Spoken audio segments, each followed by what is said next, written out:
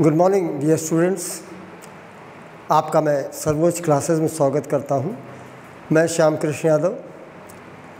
आपको एडजेक्टिव हम पढ़ा रहे हैं और डेफिनेशन के बाद हम आपको आज कुछ एडजेक्टिव के प्रयोग सिखाने चल रहे हैं।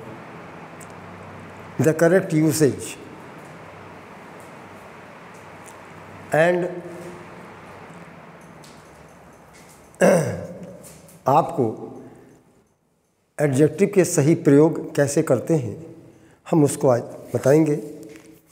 लेकिन इसके पहले हम आपसे रिक्वेस्ट करेंगे कि आप वीडियोस को लाइक करें, शेयर करें, सब्सक्राइब करें।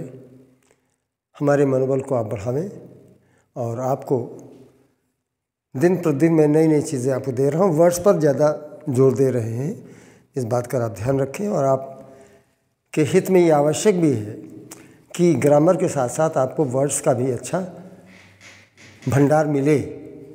इसलिए मैं ज़्यादा जहाँ भी आवश्यकता होती है मैं उसको आपको वर्ड्स देता हूँ और इस बात को ख्याल कीजिएगा। इन्हीं शब्दों के साथ मैं आपका स्वागत करता हूँ। I welcome you again. आज आप आइए the correct use of some adjectives, some और एनी। देखिए, सम माने कुछ होता है। It is use in a positive sense to denote कुछ। सकारात्मक अर्थ में कुछ की बात को व्यक्त करने के लिए हम सम का प्रयोग करते हैं।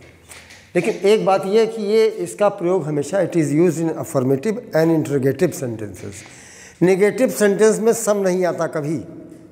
एक गांठ बना लीजिए, जब आएगा सकारात्मक वाक्य होगा या प्रसूचक वाक्य होगा। लेकिन नॉट वाले वाक्य में सम नहीं आता। और एक बात सबसे बड़ी इंपॉर्टेंट बात यह है कि जब ये इंटरोगेटिव वाक्य में आता है सम, तो it indicates a sense of request. अगर इंटरोगेटिव वाक्य में आएगा सम प्रसूचक वाक्य में, तो उससे हमेशा अनुनय विनय प्रार्थना का भाव प्रकट होता है। जैसे कह दें कि can you lend me some money, क्या मुझे आप कुछ पैसे उधार, तो आप पैसे उधार मांग रहे हैं, तो there is a sense of entity, there is a sense of request. उसमें प्रार्थना की बात है। इसलिए ये बात गौर कीजिएगा कि सम का प्रयोग जब प्रश्नवाचक होता है, इंटरोगेटिव होता है, तो हमेशा रिक्वेस्ट का भाव प्रकट करता है। हम समझते हैं आपको समझ में आया होगा।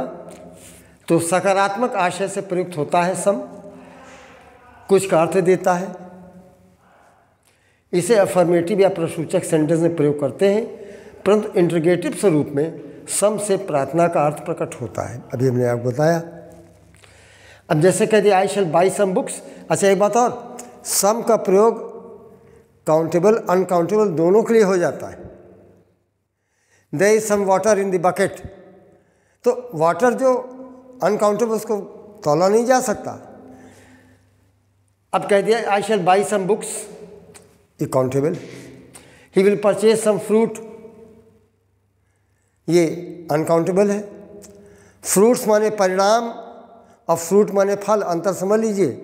फ्रूट्स नहीं होता, फ्रूट्स माने फल नहीं होता।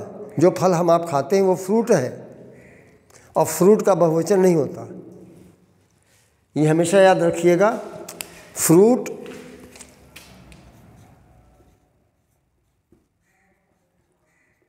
ये फल है,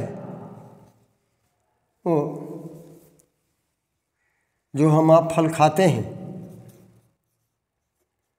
और फ्रूट में यस लगता है, इसके मायने रिजल्ट, इम्पैक्ट,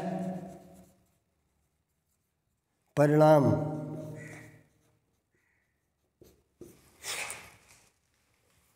और इसका जो वर्ब बनेगा वो फ्रुक्टिफाई, फल देना, परिणामित करना, fructify.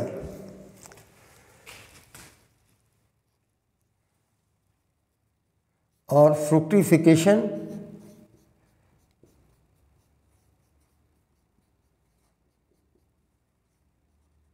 फलीकरण,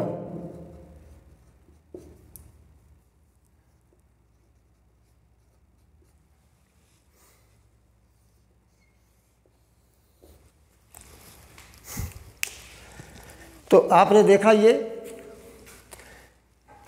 he will purchase some fruit, वो कुछ फल खरीदेगा, फल वो खाने वाले, फ्रूट में यस लगाएंगे उसके बाद परिणाम हो जाएगा। अब हमने आपको यहाँ बताया कि फ्रूट माने फल होता है, फ्रूट में यस लग जाएगा, रिजल्ट हो जाता है इम्पैक्ट, और उसका वर्ब बनेगा फ्रुक्टिफाई, और फ्रुक्टिफिकेशन फलीकरण, और इनफ्रक्चुअस विफल, इनफ्रक्चुअस ऑर्डर, जो फ्रुक्टिफाई ना हो, जो फल ना दे सके, वो इनफ्रक्चुअस है।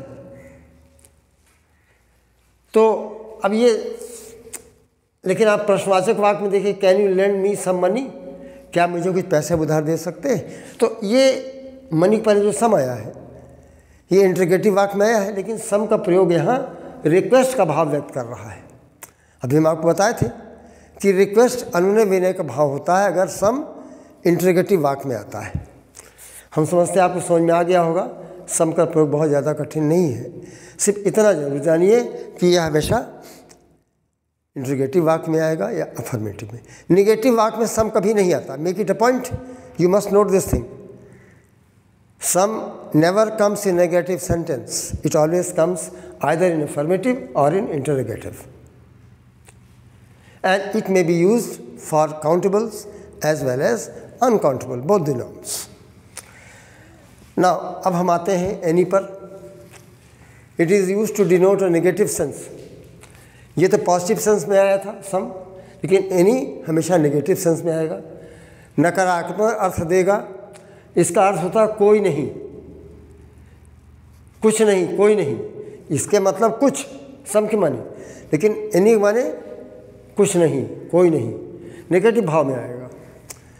और it is use in negative and interrogative sentence, इसके नकारात्मक तथा प्रसूचक वाक्यों में प्रयोग करते हैं, परंतु अफर्मेटिव वाक्य में एनी नहीं आता, ये भी बता दे रहे। अब जैसे ही does not have any cow, उसके पास गाय नहीं है, इसके पास गाय नहीं है, ही हैज़ नो काउ कहे या he does not have any cow, लेकिन he does not have, he has no any cow नहीं कह सकते। अक्सर बहुत लोग गलत बोलते हैं, नो और एनी कभी साथ में, क्योंकि दोनों एडजेक्टिव हैं, नो भी विशेषण है, एनी भी विशेषण है, और एक संज्ञा के दो विशेषण अगल बगल नहीं आ सकते।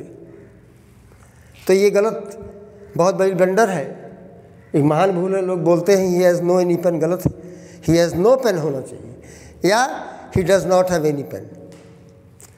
चलिए, तो अब ये प्रश्नवाचक, जैसे कि डू हैव एनी पेंसिल, क्या आपके पास पेंसिल है, तो एनी यहाँ नकारात्मक अर्थ में है।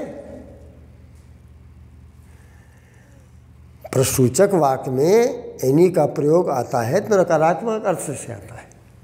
I haven't purchase any fruit, मैंने कोई फल नहीं खरीदा। तो ये आप देख रहे हैं, नो और एनी, नो और एनी जो है इसका भ्रम जरूर दूर कर ले बेटे, कि नो के साथ एनी नहीं आता, क्योंकि नो भी एडजेक्टिव है, एनी भी एडजेक्टिव है, और नो और एनी एक साथ आने पर एक ही संज्ञा के संदर्भ में ऐसा नहीं हो सकता। इसलिए हम नो के साथ एनी का ही प्रयोग नहीं करेंगे। इसलिए हमने आपको इसको पर्टिकुलर विशेष और समझा दिया है, इस पर गौर कीजिएगा, ये गलती नहीं होनी चाहिए। He does not have any कहेंगे, he does not have any pen, he does not have any manner, समझ रहे हैं ना, he does not have any book, he does not have any money, लेकिन नो और एनी साथ नहीं आएगा, है ना।